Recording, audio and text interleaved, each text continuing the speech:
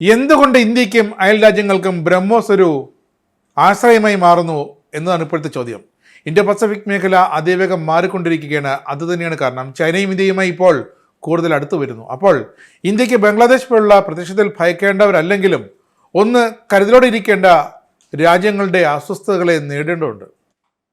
ഇതിനിടെ ഇന്ത്യയുടെ വളർച്ചയ്ക്കൊപ്പം കരുത്താർജിച്ചുകൊണ്ട് കാവലായി മാറുകയാണ് ബ്രഹ്മോസ് മിസൈൽ. കൃത്യതയുടെയും പങ്കാളിത്തത്തിൻ്റെയും പ്രതീകമായി ഉയർന്നു വരുന്നതിൽ സൂപ്പർസോണിക് ക്രൂയിസ് മിസൈലായ ബ്രഹ്മോസ് ഒരു വലിയ കുതിച്ചുചാട്ടമാണ് ഇന്ത്യയുടെ അഭിമാനമായി മാറിക്കൊണ്ട് നടത്തിക്കൊണ്ടിരിക്കുന്നത്. ഇന്ത്യയിൽ നിന്ന് ബ്രഹ്മോസ് വാങ്ങാൻ $700 മില്യൺ കരാറിൽ ഒപ്പുവയ്ക്കാൻ ഏറ്റവും മുന്നിൽ തയ്യാറായിരിക്കുകയാണ് വിയറ്റ്നാം.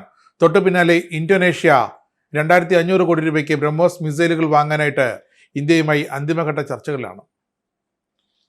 ഇന്തോ റഷ്യൻ സഹകരണത്തിലൂടെ സൃഷ്ടിക്കപ്പെട്ട ബ്രഹ്മോസ് എങ്ങനെയാണ് ഒരു അന്താരാഷ്ട്ര പ്രതിരോധ വിപണിയിൽ ഇത്രമാത്രം ഡിമാൻഡുള്ള ഒരു ക്രൂയിസ് മിസൈലായി മാറിയത്? റഷ്യയാണ് ഇന്ത്യക്ക് വേണ്ടി ബ്രഹ്മോസ് നിർമ്മിച്ചു നൽകുന്നത്. ഇന്ത്യൻ നിർമ്മിത ഓനിക്സ് ക്രൂയിസ് മിസൈലിൻ്റെ വികസിത രൂപം. മിസൈലിൻ്റെ സൃഷ്ടാക്കൾ ഇന്ത്യയും റഷ്യയുമായതിനാൽ ഇന്ത്യയുടെ ബ്രഹ്മപുത്ര നദി, റഷ്യയിലെ മോസ്കോ നദി, ഈ രണ്ടുപേരുടെ നാമങ്ങൾ കൂട്ടിച്ചേർത്താണ് മിസൈലിന് ബ്രഹ്മോസ് എന്ന പേര് നൽകിയത്. 1998 സ്ഥാപിതമായ ബ്രഹ്മോസ് എയറോസ്പേസിന്റെ സംയുക്ത സൃഷ്ടിയാണ് ഈ മിസൈൽ. ശബ്ദത്തെക്കാൾ 3-4 ഇരട്ടി വരെ വേഗത കൈവരിക്കാൻ ശേഷിയുള്ള സൂപ്പർസോണിക് ക്രൂയിസ് മിസൈലാണ് ബ്രഹ്മോസിൻ്റേത്. ഒപ്പം സമാനതകളില്ലാത്ത കൃത്യത. 300 കിലോമീറ്റർ ദൂരപരിധി എന്ന് പറയുന്നുണ്ടെങ്കിലും അതിലും അപ്പുറം ദൂരത്തേക്ക് കുതിക്കാനും ലക്ഷ്യസ്ഥാനത്തേക്ക് ചെന്ന് പ്രഹരം നൽകാനും ബ്രഹ്മോസിന്റെ നൂതന പതിപ്പുകൾക്ക് കഴിയും. കരയിൽ നിന്നോ കടലിൽ നിന്നോ വായുവിൽ നിന്നോ വിക്ഷേപിക്കാനുള്ള ശേഷിയാണ് ബ്രഹ്മോസിനെ വേറിട്ടൊരു ക്രൂയിസ് മിസൈലാക്കി മാറ്റുന്നത്. ആൻഡമാൻ നിക്കോബാർ ദ്വീപുകളിൽ 2017 ഇന്ത്യ നടത്തിയ പരീക്ഷണത്തിലാണ് ബ്രഹ്മോസ് അതിന്റെ വിശ്വാസ്യത കൈവരിച്ചത്. ലോകത്തെ തന്നെ ഏറ്റവും കൃത്യമായ ക്രൂയിസ് മിസൈലുകളൊന്നായി ബ്രഹ്മോസ് അങ്ങനെ പേരെടുത്തു. ഈ അവകാശവാദത്തെ ബലപ്പെടുത്തുന്നതായിരുന്നു ആദ്യ പരീക്ഷണം പോലും. 2022 ബ്രഹ്മോസ് വാങ്ങാൻ $375 മില്യൺ ഇടപാടിൽ ഇന്ത്യയുമായി ഒപ്പുവെച്ച ആദ്യ രാജ്യമായി ഫിലിപ്പീൻസ് മാറിയിരുന്നു. പിന്നീട് വിയറ്റ്നാം പ്രകടിപ്പിച്ച താല്പര്യം ഇന്ത്യയുടെ പ്രതിരോധ ശേഷിയിൽ മറ്റ് ചെറു രാജ്യങ്ങൾക്കുള്ള വിശ്വാസത്തെ കൂടിയാണ് സൂചിപ്പിച്ചത്. $700 മില്യൺ കരാറിന് വിയറ്റ്നാമുമായി ധാരണയെന്നാണ് ഇപ്പോഴത്തെ റിപ്പോർട്ട്. വിയറ്റ്നാം സൈന്യത്തിന്റെ സമുദ്ര പ്രതിരോധം ശക്തിപ്പെടുത്താനായി കരയിൽ നിന്നും കടലിലേക്കും കടലിൽ നിന്നും കരയിലേക്കും അയക്കുന്ന ഈ അത്യാധുനിക മിസൈൽ വിന്യസിക്കും. ദക്ഷിണ ചൈന കടലിൽ പ്രാദേശിക തർക്കങ്ങൾ രൂക്ഷമായിരിക്കുന്നതിനാൽ വിയറ്റ്നാമിനെ സംബന്ധിച്ച് ബ്രഹ്മോസ് ഇടപാട് അതിനിർണായകമാണ്. കേവലം ഒരു പ്രതിരോധ ഉപകരണ മിസൈൽ മാത്രമല്ല, ഭൗമരാഷ്ട്രീയ മത്സരങ്ങളെ മാറ്റിമറിക്കാൻ കെൽപ്പുള്ള മിസൈൽ കൂടിയാകുകയാണ് ബ്രഹ്മോസ്. കയറ്റുമതി വർദ്ധിക്കുന്നതിന്റെ പ്രാദേശിക ആക്രമണ ഭീഷണികൾ നേടാനും തെക്ക് കിഴക്കൻ ഏഷ്യൻ രാജ്യങ്ങളുമായുള്ള ബന്ധം ആഴത്തിലാക്കാനും ഇന്ത്യക്ക് ബ്രഹ്മോസ് ഒരു വലിയൊരു പാലമിടുകയാണ്. ഫിലിപ്പീൻസിന് ശേഷം വിയറ്റ്നാമിലെത്തി ഇന്ത്യയുടെ ചരിത്രം എഴുതിയപ്പോൾ ഇന്തോനേഷ്യ അടക്കം രാജ്യങ്ങളും ഇപ്പോൾ ബ്രഹ്മോസിനോട് താല്പര്യം പ്രകടിപ്പിക്കുന്നു. പതിറ്റാണ്ടുകളായി പ്രതിരോധ മേഖലയിൽ ഇറക്കുമതിയെ ആശ്രയിച്ചു വന്ന ഇന്ത്യക്ക് ഇപ്പോൾ മേക്ക് ഇൻ ഇന്ത്യയുണ്ട്. അങ്ങനെ സ്വന്തമായൊരു സ്ഥാനം ഇന്ത്യ മേക്ക് ഇൻ ഇന്ത്യ പദ്ധതിയിലൂടെ നേടിയെടുക്കുകയാണ്. ബ്രഹ്മോസ് മിസൈലുകളും ഇവിടെ തന്നെ ഇപ്പോൾ നിർമ്മിക്കുന്നുണ്ട്.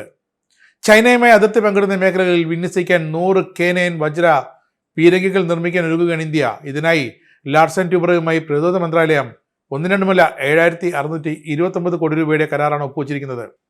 ദക്ഷിണ കൊറിയൻ സ്ഥാപനമായ ഹൻവ ടെക്മിനിന്റെ സാങ്കേതികവിദ്യ കൈമാറ്റത്തിലൂടെ K9 വജ്ര പീരങ്കികൾ നിർമ്മിക്കുകയാണ് ഉദ്ദേശം. 28 മുതൽ 32 കിലോമീറ്റർ സ്ട്രൈക്ക് റേഞ്ചുള്ള ഈ പീരങ്കി തോക്കുകൾ മരുഭൂമിയിലെയും അതിർത്തി പ്രദേശങ്ങളെയും യുദ്ധ സാഹചര്യങ്ങൾക്ക് തികച്ചും അനുയോജ്യമാണ്. ലഡാക്ക് ഉൾപ്പെടെയുള്ള ഉയർന്ന അതിർത്തി മേഖലകളിൽ 0 താഴെ താപനിലയിലും കൃത്യതയോടെ പ്രവർത്തിക്കാൻ ഇവർക്ക് കഴിയും എന്നതാണ് ഇന്ത്യയുടെ മേക്ക് ഇൻ ഇന്ത്യ മേന്മ. ഇതുവരെ ഇത്തരത്തിലുള്ള 100 വജ്ര പീരങ്കികൾ ഇന്ത്യൻ സൈന്യത്തിന് ഉപയോഗത്തിലുണ്ട്. ഇതിൽ പലതും നവീകരിച്ച് ലഡാക്ക് മേഖലയിൽ വിന്യസിച്ചിട്ടുണ്ട്. മേക്ക് ഇൻ ഇന്ത്യ പദ്ധതി കീഴിലാകും ഈ പുതിയ പീരങ്കികളുടെ നിർമ്മാണ പ്രവർത്തനങ്ങൾ. നാവികസേനയ്ക്കായി 70,000 കോടി രൂപ ചെലവ് വരുന്ന അന്തർവാഹിനി നിർമ്മാണ പദ്ധതിയാണ് അടുത്തത്. 2 ആഴ്ച എങ്കിലും വെള്ളത്തിനുള്ളിൽ കിടക്കാവുന്ന സാങ്കേതിക ശേഷിയുള്ളതാണ് ഈ നാവിക അന്തർവാഹിനി കപ്പലുകൾ. ജർമ്മൻ കമ്പനിയുമായി കൈകോർത്താണ് ഭാരതം ഈ പദ്ധതി രൂപീകരിക്കുക. അതിനുവേണ്ടി മസഗോൺ ഡോഷിപ്പ് ബിൽഡേഴ്സ് ലിമിറ്റഡ് ജർമ്മൻ കമ്പനിയായ തൈസൺ ഗ്രൂപ്പ് മറൈൻ സിസ്റ്റംസുമായി ചേർന്ന് ടെൻഡർ സമർപ്പിച്ചു കഴിഞ്ഞു.